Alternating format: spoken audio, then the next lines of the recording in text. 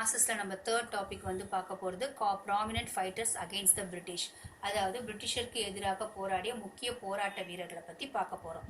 So என்னென்னா, the mutiny provided a platform to aggrieved kings, nawabs, queens and jamindars to express anti-British anger. Nana Sahib and adopted son of Last Bashwa Bajira II provided leadership in Kanpur region. அதாவது நிறைய பேர் வந்து என்ன பண்ணாங்க, சண்டை போட்டாங்க, கிளர்ச்சி ஏற்பட்ட ஆரம்பிச்சு. ஆனால் அதுக்கு வந்து நமக்கு ஃபைட்டர்ஸ், அதாவது ஒரு பிரிட்டிஷருக்கு எதிராக போராடிய வீரர்களை பற்றி நம்ம பார்த்தோம் இல்லையா. அதில் வந்து யாரெல்லாம் வந்து எதிராக போராடினதுக்கு ஒரு லீடர்ஷிப் இருந்தாங்க அப்படின்றது தான் அது பார்க்க போகிறோம். குவீன்ஸ், நவாப்ஸ் இவங்க எல்லாருமே என்னன்னா எதிர்த்து நிற்க ஆரம்பிச்சாங்க. யாரை எதிர்த்து நிற்க ஆரம்பிச்சாங்கன்னா பிரிட்டிஷர்ஸை. அதில் நானா சாஹிப்புடைய அவருடைய அடாப்டட் சன் லாஸ்ட் வந்து பேஷ்வா பாஜிராவ் த செகண்ட். இவர் தான் வந்து கான்பூர்ல தலைமை தாங்கி அந்த போராட்டத்தை நிகழ்த்துவதற்கு செயல்படுத்தினார். He had denied pensions by the company. இதனால என்னாச்சுன்னா, நானா சாஹிப் பேஷ்வா பாஜிராவுக்கு அவருடைய பென்ஷன் காசை வந்து நிறுத்திட்டாங்க. He had been denied pension by the company. Similarly, Begum Hasrat Mahal in Lucknow and Khan Bahadur in Berli took the command of the respective territories which were once ruled either by them or by their ancestors. அதாவது பிரெய்லிலையும் அதே நேரத்தில் பகதூர் கான் ஷா பகாத் அவர் வந்து Braille rule பண்ணிட்டு இருந்தாரு. அந்த இடத்துல வந்து நிறைய டெரிட்டரிஸ் உருவாச்சு. இதில் என்னன்னா, ஆன்செஸ்டர்ஸ் மூதாதையர்களோடு ஆளப்பட்டதுனால அவங்களோட பரம்பரையாக இருக்கிறவங்க ஆளப்படக்கூடாது அப்படின்லாம் போராட்டம் பண்ண ஆரம்பிச்சாங்க. Another such significant leader was Rani Lakshmibai, who assumed the leadership in Jhansi. ஜான்சியுடைய ராணியாக இருந்தவர் ராணி லக்ஷ்மிபாய். இவங்க வந்து அந்த நாட்டினுடைய லீடரா அந்த இடத்துல இருந்தாங்க. In her case, Dalhousie, the Governor General of Bengal, had refused to request adopted son as a successor after he has died, and the kingdom was annexed under the doctrine of lapse. அதாவது அவங்க இந்த இடத்துல என்னன்னா, Rani Lakshmibai ஜான்சில rule பண்ணிட்டு இருந்தாங்க. அவங்களுடைய husband இறந்ததுக்கு அப்புறம் அவங்களுக்கு குழந்தைகள் ஆண் வாரிசு இல்லைன்றதுனால அவங்களோட அடாப்டட் சன் வந்து என்ன பண்ணக்கூடாது, ரூல் பண்ணக்கூடாது அப்படின்னு டல்லோசி வந்து என்ன பண்ணாரு, அந்த பிளேஸை கேப்சர் பண்ணாரு. ஸோ அதுக்காக இவங்க போராட ஆரம்பிச்சாங்க அவங்க ஹஸ்பண்ட் இறந்ததுக்கு அப்புறம். Rani Lakshmi battle the mighty British army until she was defeated. So அவங்க லாஸ்ட் வரைக்கும் அவங்களோட உயிர் துறக்கிற வரைக்கும் பிரிட்டிஷர்ஸ் எதிர்த்து போராடிட்டே இருந்தாங்க.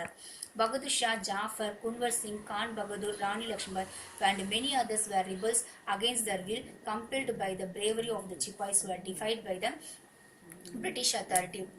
இவங்க எல்லாருமே தலைமை தாங்கி என்ன பண்ணாங்கன்னா, பிரிட்டிஷர்ஸை எதிர்த்து போராடுறதுக்கு முக்கியமான ஆட்களாக திகழ்ந்தார்கள்.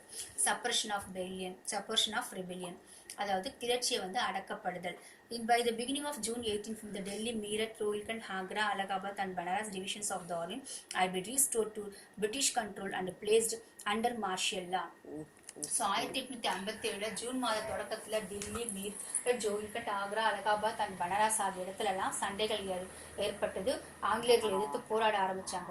ஸோ அந்த ஆங்கிலேயர்கள் என்ன பண்ண ஆரம்பிச்சாங்க, இதனால அவங்க கீழே அதாவது ஆங்கிலேயர்கள் கீழே கொண்டு வரணுன்றதுக்காக கடுமையான இராணுவ சட்டத்தெல்லாம் கொண்டு வந்து அதை செயல்படுத்தி அதன் மூலமா அவங்களுடைய கிளர்ச்சிகள் எல்லாம் அடக்குனாங்க. காசஸ் ஆஃப் ஃபெயிலியர், என்ன காரணத்துக்காக இந்த கிளர்ச்சி தோல்வி அடைந்தது. There is only an evidence to prove that the rebellion of 1857 was organized and planned. So 1857ல நடந்த கிளர்ச்சி வந்து ஒருங்கிணைக்கப்பட்டுச்சு, திட்டமிட்டு தான் செயல்படுத்தினாங்க. திட்டமிட்டது எந்தவித ஆதாரமும் இல்லாமல் போயிடுச்சு. என்னன்னா, அவங்க எல்லாருமே ஒருங்கிணைச்சு செஞ்சிருந்தாங்கன்னா, திட்டம் பிளான் பண்ணி செஞ்சிருந்தாங்கன்னா இது என்ன ஆயிருக்கும், வெற்றி அடைஞ்சிருக்கும். அது பிளான் பண்ணாதனாலதான் அது என்ன ஆயிடுச்சுன்னா தோல்வி அடைஞ்சது. It was planned. However, soon after the siege of Delhi, there was an attempt to seek the support of the neighboring states. இதனால என்னன்னா, பக்கத்துல இருந்த நாடுகள்லாம் இவங்களுக்கு ஆதரவு கொடுக்காம அவங்களை தள்ளி வச்சிட்டாங்க. இதுவும் ஒரு காரணமா இருந்தது. Besides a few Indian states, there was a general lack of enthusiasm among the Indian princes to participate in the rebellion. அது மட்டும் இல்லாம நிறைய ஸ்டேட்ஸ், இந்தியாவில் இருந்த ஸ்டேட்ஸ்ல பாதி பேர் என்ன அப்படின்னா இவங்களோட சேர்ந்து புரட்சி பண்றதுக்கு ஹெல்ப் பண்ணாம போயிட்டாங்க. The Indian princes to participate in the rebellion. The Indian princes and jamindars either remained loyal or were fearful of British power. என்ன காரணத்துக்காக அவங்களாம் வந்து ஜாயின் பண்ணலன்னா, காரணம் என்னன்னா, பிரிட்டிஷர்ஸ் எதிர்த்து போரிட்டா அவங்க நம்மளே என்ன பண்ணுவாங்க, சண்டை போட்டு இந்த பிளேசஸ் எல்லாம் கேப்சர் பண்ணிடுவாங்க, நம்ம பிளேசஸ் கேப்சர் ஆயிடும் அப்படின்றதுக்காக முக்காவாசி என்ன பண்ணனா அவங்க எல்லாரும் அவங்கள பிரிட்டிஷ் எதிர்த்து போராடுறதுக்கு அவங்க ஆதரவு தெரிவிக்கல. Those involved in the rebellion were left with the little or no sources of arms and ammunition. அது மட்டும் இல்லாம நம்ம அவங்க கிட்ட எதிர்த்து போராடுறதுக்கான நமக்கு எக்யூப்மெண்ட்ஸ் எதுவுமே சரியா அமையல. The emerging English educated middle class too did not support the rebellion. அது மட்டும் இல்லாம இங்கிலீஷ் educated படித்தவர்கள் யாருமே என்ன பண்ணலன்னா இந்த ரிபெலியன்ல கலந்துக்கல. என்ன காரணம்னா பிரிட்டிஷர்ஸ் எதிர்த்து போரிட்டா அவங்க என்ன பண்ணுவாங்க, அதுக்காக என்ன நம்மள வந்து வேலையை விட்டு தூக்கிடுவாங்க அப்படின்றதுக்காகவும் நிறைய பேர் ஆதரவு தெரிவிக்கல.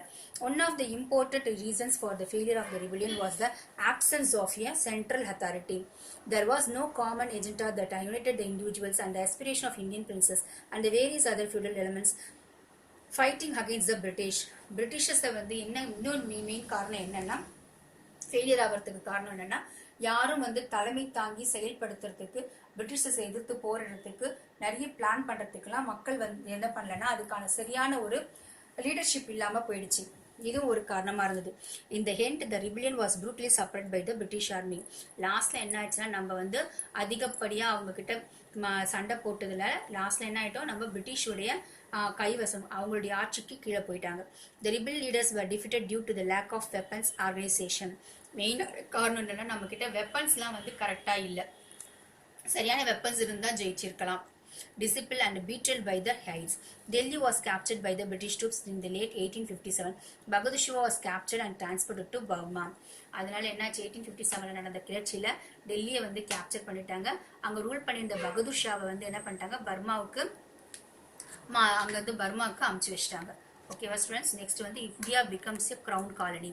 இந்தியா வந்து கிரவுன் காலனியா அனுபவிச்சிட்டாங்க, அதாவது அரசு காலனியாக மாற்றிட்டாங்க. British Parliament adopted the Indian Government Act November 1858. And India was pronounced as one of the many crown colonies to be directly governed by the Parliament. அதாவது பிரிட்டிஷ் கவர்மெண்ட் வந்து 1857 வரைக்கும் அவங்க வந்து எதிர்த்து நீக்க பிரிட்டிஷர்ஸை வந்து இந்தியன்ஸ் வந்து யாரும் எதிர்த்து நிக்கல. ஆனா அதுக்கப்புறம் வந்து எதிர்த்து நின்னதுனால உடனே என்ன பண்ணிட்டாங்க, பிரிட்டிஷ் மக்கள் இதுக்கு மேல வந்து இந்தியன்ஸை வந்து நம்ம விட்டு இருந்தா நம்மளை வெளியே அனுப்பிச்சிடுவாங்கன்ட்டு அதை பிரிட்டிஷ் கிரவுன் காலனியா மாத்திட்டாங்க.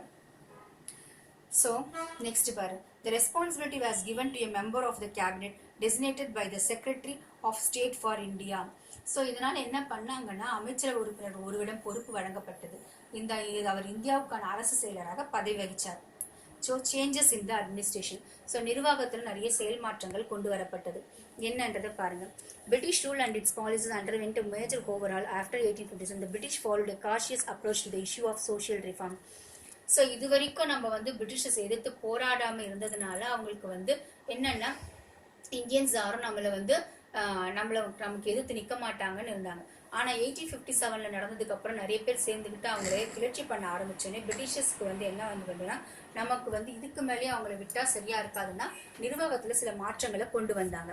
So Queen Victoria proclaimed to the Indian people that the British would not interfere in traditional institutions and religious matters. So Queen Victoria Proclamation 1857ல விக்டோரியா மகாராணி பேரறிக்கை அப்படின்னு ஒன்று கொண்டு வந்து அதுல சில மாற்றங்களை கொண்டு வந்து செயல்படுத்தினாங்க. It was promised that Indians would be observed in government services. So அதுல என்ன சொல்லியிருந்தாங்கன்னா கவர்மெண்ட் ஆஃபீஸர்ஸா இந்தியன்ஸும் இருப்பாங்க. Two significant changes were made to the structure of the Indian Army. Indian Armyல சில மாற்றங்களை கொண்டு வரப்பட்டது. The number of Indians was significantly reduced. Indians என்ன பண்ணாங்கன்னா அதிகப்படியா அவங்களுடைய ராணுவத்துல கட்டமைப்புல எண்ணிக்கையில வெகுவாக குறைச்சாங்க. இந்தியாவில் அவங்களை வந்து வெகுவாக குறைச்சாங்க. Indians were restrained for holding important ranks and position. அதாவது ராணுவ வீரர்கள் வந்து குறைச்சிட்டு அவங்களுக்கு இம்பார்ட்டன்ட் ரேங்க்ஸையும் பொசிஷனும் கொடுத்தாங்க. The British took control of the artillery and shifted the recruited effort to religious communities that remained loyal during 1857. அது மட்டும் இல்லாம ஆள் எடுக்கும் பயிற்சி இதர பகுதிகளுக்கும் அங்க பக்கத்துல இருக்கிற மக்கள் எல்லாரையும் ஒண்ணு சேர்த்து அதன் மூலமா ஆளை எடுத்து அவங்க மூலமா என்ன பண்ணாங்கன்னா நிறைய ஒர்க்ஸ் ஆர்டிலரி எல்லாம் கொடுத்தாங்க. ஆர்டிலரினா என்னன்னா ராணுவ அந்த என்ன சொல்றது, ஆர்டிலரினா இந்த குண்டெல்லாம் அறிவாங்க இல்லையா, ஸோ அந்த மாதிரியான இதுக்கு இந்தியன்ஸ் எல்லாம் இந்தியன்ஸ் எல்லாம் செயல்படுத்தாங்க. காலாட் படைன்னு சொல்லுவாங்க. ஆர்டிலரினா காலாட் படைக்கு நிறைய பேரை சேர்த்துக்கிட்டாங்க, நிறைய பேரை அவங்க ஜாயின் பண்ணிக்கிட்டாங்க. For instance, the British turned away from Rajput, Brahmins and North Indian Muslims and looked towards non-Hindu groups like the Gurkhas, Sikhs and Pathans. இவங்க எல்லாருமே இந்த மாதிரி மக்கள் எல்லாருமே அவங்க என்ன பண்ணாங்க, அவங்களுடைய மிலிட்ரியில் சேர்த்துக்கிட்டாங்க. British also exploited the caste, religious, linguistic and regional differences to the Indian society through what came to be known as divide and rule policy. So அவங்க என்ன பண்ணாங்க, முதல்ல சரின்னு எல்லாரையும் சேர்த்துக்கிட்டாங்க. அவங்க நிறைய மாற்றங்கள், அட்மினிஸ்ட்ரேஷனில் நிறைய மாற்றங்களை கொண்டு வந்தாங்க. எல்லாமே செயல்படுத்திட்டு என்ன பண்ணாங்கன்னா, மனசுக்குள்ள டிவைட் அண்ட் ரூலை, பிரித்தாளும் கொள்கையை மனசுல வச்சுக்கிட்டு அவங்க என்ன பண்ணாங்க, அந்த பாலிசியை ஃபாலோ பண்ண ஆரம்பிச்சாங்க.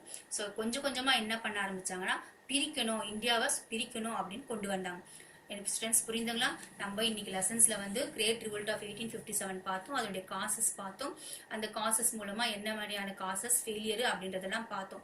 ஸோ ஓகேவா ஸ்டூடெண்ட்ஸ்? ஒழுங்கா படிங்க. நீங்க என்ன பண்றீங்கன்னா, ஒரு வாட்டி இந்த வீடியோஸை பார்த்துட்டு அதுக்கப்புறம் என்ன பண்றீங்கன்னா, புக்கை எடுத்து உட்காந்து ஒரு வாட்டிக்கு 2 வாட்டி படிச்சு பாருங்க. படிச்சு பார்த்துட்டு உங்களுக்கே புரியும் லெசன்ஸ் என்ன நடத்திருக்காங்கன்னு புரியும். ஓகேவா ஸ்டூடெண்ட்ஸ்? நல்லா படிங்க. கீழே என்ன அனுப்பிச்சு வச்சிருக்கோமோ அதை டெஸ்ட் எழுதி அனுப்பிச்சு வைங்க. Okay students, thank you.